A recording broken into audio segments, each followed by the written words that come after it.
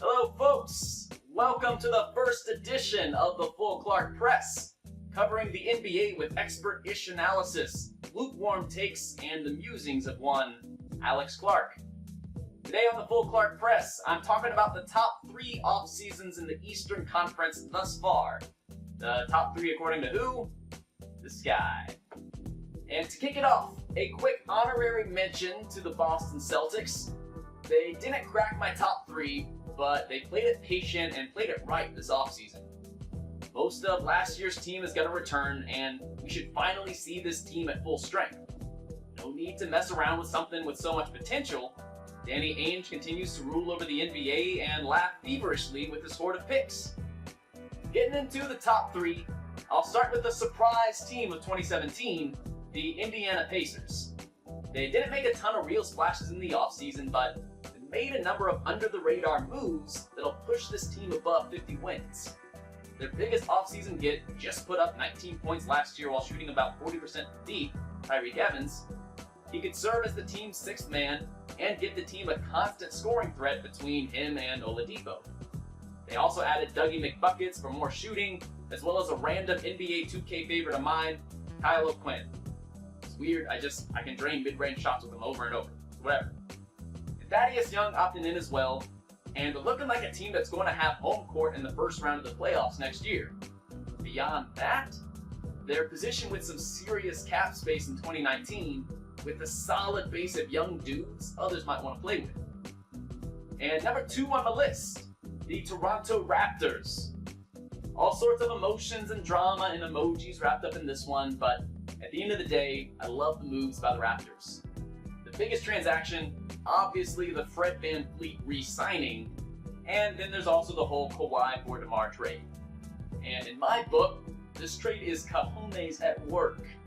I like the deal for both sides, particularly for Toronto.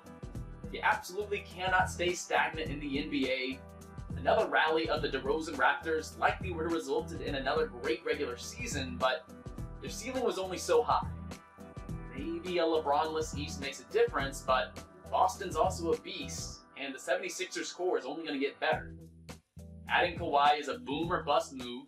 Boom, and you sign a top 5 player to a long-term deal and compete for championships. Bust, and the guy leaves, and you're still at where you were before, not winning championships. Only this time around, a rebuild would be expedited come 2020. And come next year, if Kawhi is that ridiculous basketball player we remember from not that long ago, the Raptors are dangerous and one scary defensive squad. And who tops the list? The best offseason in the East according to this random guy. The Hawks from Hotlanta, folks. Yes, the team that won 24 games last year and may very well win 22 games this year. Between the draft and a couple of trades, Atlanta has had their eyes stuck on the future the last couple months. The biggest addition is unquestionably the team's newest starting point guard, Trae Young out of Oklahoma. The rub on this guy is that he's constantly going to be compared to Luka Doncic. Atlanta traded down from number 3 to get Dallas's 5 pick, as well as their 2019 first rounder. The popular opinion is that Doncic will be the better basketball player, and maybe that's right. But what if it's the opposite, or what if both guys are really good? Regardless of the comparison, Young's got a ton of upside in today's NBA. He's got star power to go along with it. He's got the minutes to develop this season since they dealt Schroeder. He's got a veteran hair game on point guard to show him the ropes. And he brought along that 2019 Dallas pick along with him. That pick could easily turn into the 8th to 12th pick next year for Atlanta, a pick they can use after their own, which will likely be in the top 4. Not to mention, they also have Cleveland's 2019 pick, which is top 10 protected, which they have a shot of getting. As a result of this offseason, they established a solid young core in Young, Collins, and Prince. They freed up a ton of long-term money in dealing Schroeder and Wade and Carmelo. They got an excellent pick for next year's draft, and as long as they stay the course and hum along for a sub-25 win season, then we're looking at a very interesting team in a few years. And you know what? That wraps it up. Thanks so much for tuning in. Did I miss a team? Did I nail it? Am I totally full of it? Anything's possible.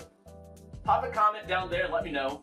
Check out the Full Clark Press on Twitter or YouTube. hit one of those follow buttons to boost my self-esteem. And have yourself a fine day. Later. Thanks.